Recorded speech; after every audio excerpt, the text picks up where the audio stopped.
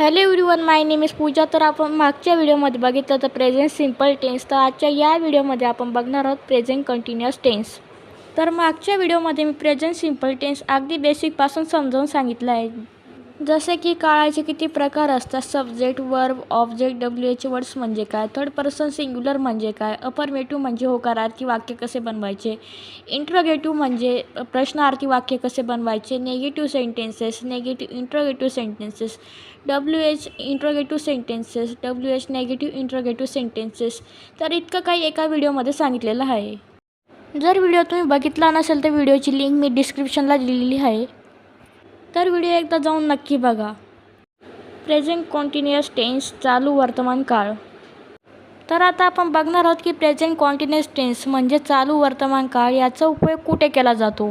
तर चालू वर्तमान काळाचा उपयोग नेहमी सध्याची चालू क्रिया सांगण्यासाठी किंवा दर्शवण्यासाठी केला जातो.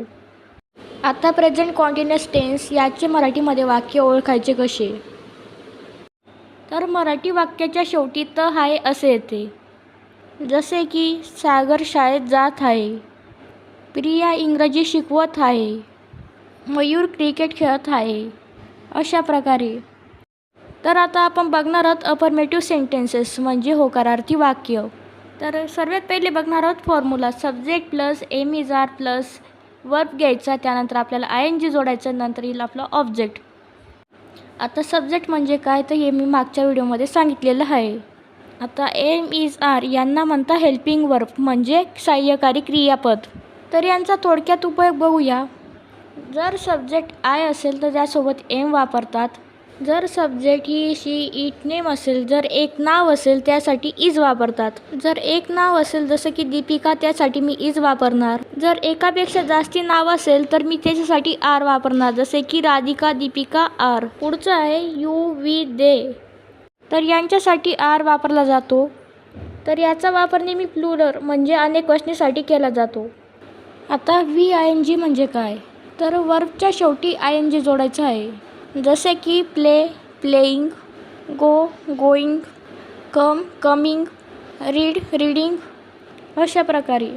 आता काही एक्झाम्पल पाहूया. जसं की मी पुस्तक वाचत आहे, तर इंग्लिशमध्ये म्हणणार I am reading a book. तर मीसाठी वापरला आय, तर आय झाला आपला सब्जेक्ट, एम हा झाला हेल्पिंग वर्ब, वाचणे रीड, तर हे झालं आपलं वर्ब म्हणजे क्रिया, सोबत आय एन जी जोडलं तर रीडचं झालं रीडिंग. तर काय वाचत आहे तर बुक, तर बुक झालं आपलं ऑब्जेक्ट. आय होप तुम्हाला इथपर्यंत सर्व क्लिअर असेल. तर अजून काही एक्झाम्पल पाहूया. ती स्वयंपाक करत आहे, तर इंग्लिशमध्ये म्हणणार she is a cooking food. तो पत्र लिहित आहे, तर इंग्लिशमध्ये म्हणणार he is a writing a letter. Sagar गाणे गात आहे, Sagar is singing a song. Rohan शाळेत जात आहे, Rohan is going to school. तो क्रिकेट खेळत आहे, तर इंग्लिशमध्ये म्हणणार ही इज प्लेईंग क्रिकेट. ते टी व्ही पाहत आहे, they are watching T V. आम्ही इंग्रजी शिकत आहोत, तर इंग्लिशमध्ये म्हणणार वी आर लर्निंग इंग्लिश. आता बघणार आहोत इंट्रोगेटिव्ह सेंटेन्सेस म्हणजे प्रश्नार्थी वाक्य. तर प्रश्नार्थी वाक्य बनवण्यासाठी हा फॉर्म्युला वापरला जातो. तर सर्वात पहिले आपल्याला घ्यायचं हेल्पिंग वर्ब, नंतर सब्जेक्ट, नंतर V I N G, object, नंतर क्वेश्चन मार्क. तर जसे की ती स्वयंपाक करत आहे का, तर सर्वात पहिले मी घेणार आहे हेल्पिंग वर्ब म्हणजे इज, तर सब्जेक्ट म्हणजे शी, त्यानंतर घेणारे वर्ब म्हणजे कुकिंग, मग ऑब्जेक्ट. तर इंग्लिशमध्ये वाक्य होईल इज शी कुकिंग फूड, ती स्वयंपाक करत आहे का. तर अजून काही वाक्य बघूया. तर जसे की तू क्रिकेट खेळत आहे का, तर इंग्लिशमध्ये म्हणणार आर यू प्लेईंग क्रिकेट. तो पत्र लिहित आहे का, is he writing a letter. Sagar गाणे गात आहे का, is Sagar singing a song. Rohan शाळेत जात आहे का, is Rohan going to school. तर नेक्स्ट आहे तू इंग्रजी शिकत आहे का, तर इंग्लिशमध्ये म्हणणार आर यू लर्निंग इंग्लिश. ते टी व्ही पाहत आहे का, are they watching T V. तो इंग्रजी वाचत आहे का, तर इंग्लिशमध्ये म्हणणार इज ही रीडिंग इंग्लिश. आता आपण बघणार आहोत नेगेटिव्ह सेंटेन्सेस म्हणजे नकारार्थी वाक्य. तर नकारार्थी वाक्य बनवण्यासाठी subject plus am is are plus not plus V I N G plus object. तर हा फॉर्म्युला वापरला जातो. तर काही एक्झाम्पल पाहूया, जसे की मी पुस्तक वाचत नाही आहे. तर इंग्लिशमध्ये म्हणणार I am not reading a book. ती स्वयंपाक करत नाही आहे. शी is not cooking food.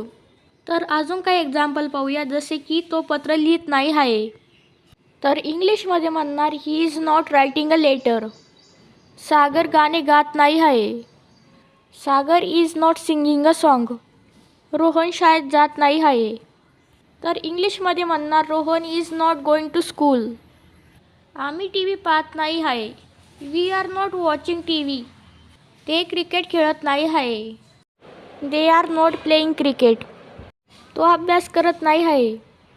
He is not studying. आता बघणार आहोत निगेटिव्ह इंट्रोगेटिव्ह सेंटेन्सेस, म्हणजे नकारार्थी प्रश्नार्थी वाक्य.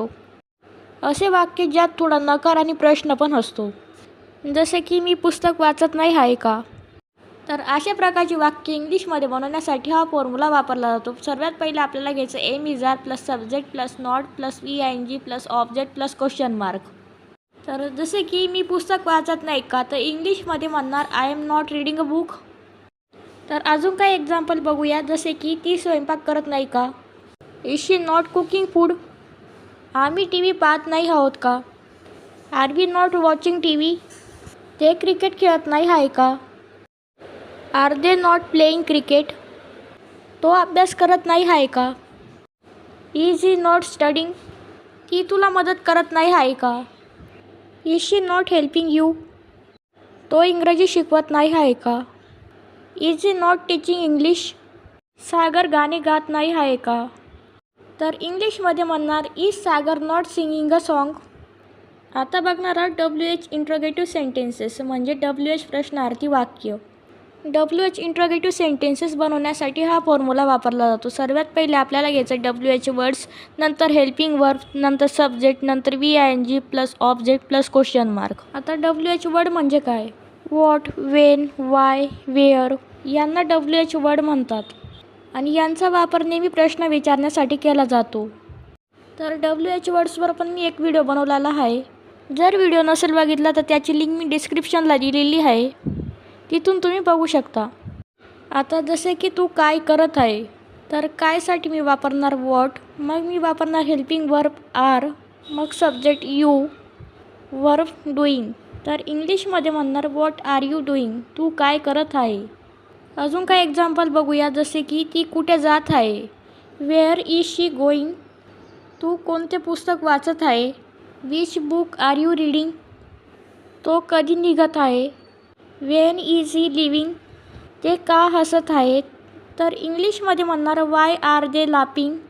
तर आता आपण बघणार आहोत WH negative interrogative sentences. WH नकारार्थी प्रश्नार्थी वाक्य. तू अभ्यास का करत नाही आहे. तर अशा प्रकारची वाक्य बनवण्यासाठी हा फॉर्म्युला वापरतात. तर सर्वात पहिले आपल्याला घ्यायचं आहे WH वर्ड, नंतर एम इज आर, मग सब्जेक्ट, मग not plus VING plus object plus question mark. तर जसे की तू अभ्यास का करत नाही आहे, तर इंग्लिशमध्ये होईल why are you not studying. ती उत्तर का देत नाही आहे. Why is she not answering. तू तिला मदत का करत नाही आहे. तर इंग्लिशमध्ये म्हणणार why are you not helping her. कोणता विद्यार्थी ऐकत नाही आहे. Which student is not listening.